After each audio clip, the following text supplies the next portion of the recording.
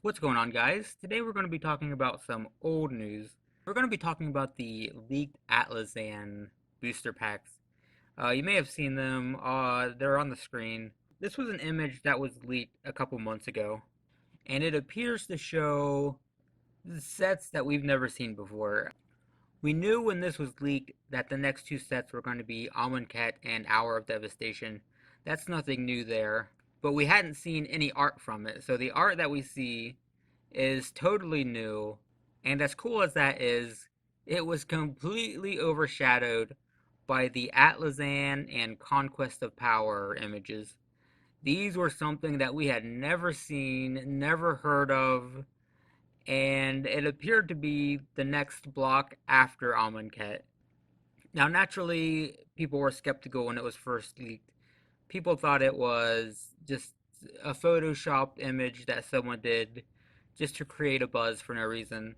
But what was interesting is that Wizards of the Coast actually responded to the image and said that it was real. However, despite the fact that the image was real, they said the booster packs were not.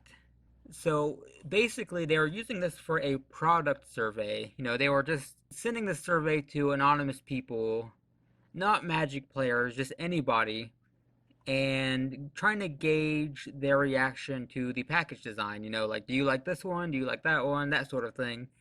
And it seems like they were testing that black bar at the bottom of the boosters. You'll notice that the Almond Cat boosters have that black bar at the bottom, and the Atlazan ones do not. And that seems to be what they were testing. Oh, and by the way, I personally like the black bar. It adds contrast and makes the colors pop a little bit more. But that aside, that seems to be what they were testing.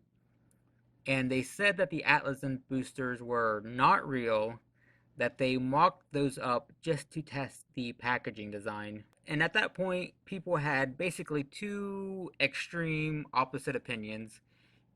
Either they were fully on board, clearly this was the next set after Amonkhet. We had definitive proof and yay for Atlazan, or the pessimistic people who were like, Wizards are idiots. You're an idiot for thinking this is real. They said it was fake. Why would you believe that this was real after Wizards said it was fake? And I want to try to look at this not as just an opinionated consumer. I want to look at this from Wizards of the Coast perspective because it's kind of weird for them to do this. It just seems odd to me that they would pay an artist or multiple artists to do 4 pieces of art, pay a graphic designer to design the boosters, you know, do these set logos, all that, completely build these boosters from the ground up instead of just using an old set and adding that black bar in Photoshop. It just seems odd to me. I'm just like, I'm trying to imagine a business meeting where they're trying to test packaging and someone's like, I got it. Let's invent a new set. We'll pay so and so a lot of money to do a bunch of art. We'll design the packaging and then we'll ask people if they like the packaging or not. And then another person stands up and they're like, wait, why don't we just use, I don't know, like a journey into next booster? Why don't we just take this booster, we'll Photoshop a black bar at the bottom, and then we'll use that, and then it'll be fine. And then whoever's in charge of the meeting is like, no, let's spend all the money. Let's risk it getting leaked and causing a big fuss for no reason. And that, yeah, that just seems like a great idea. Let's do that. I mean, I know there are people who think that Wizards of the Coast is just a bunch of incompetent idiots. I don't know why they follow the game so closely if they believe that, but there are a lot of people in the comment section who, spend a lot of their time professing that opinion over and over again. But regardless, in my opinion, they're a company that's running a niche market item, a luxury item, and they've done it for 20 years. And I regardless of your opinion of the design team and all that, from a financial standpoint, they've been successful. And so it seems odd to me that some these people would be to so blatantly spend so much money unnecessarily. I mean, look, I can do it in Microsoft Paint right now. Here, look, I'm gonna do it. Gonna do this in Microsoft Paint.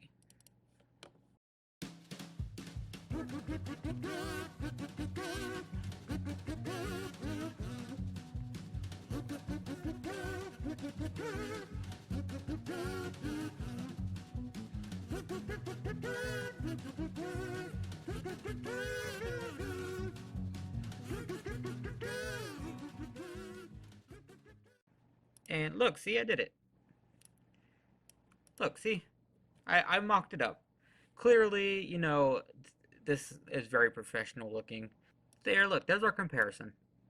I think it's beautiful, and that didn't take very long. I don't think the edited one is better, but I do think that the black would add contrast, and that didn't take that long. And look, it's perfect.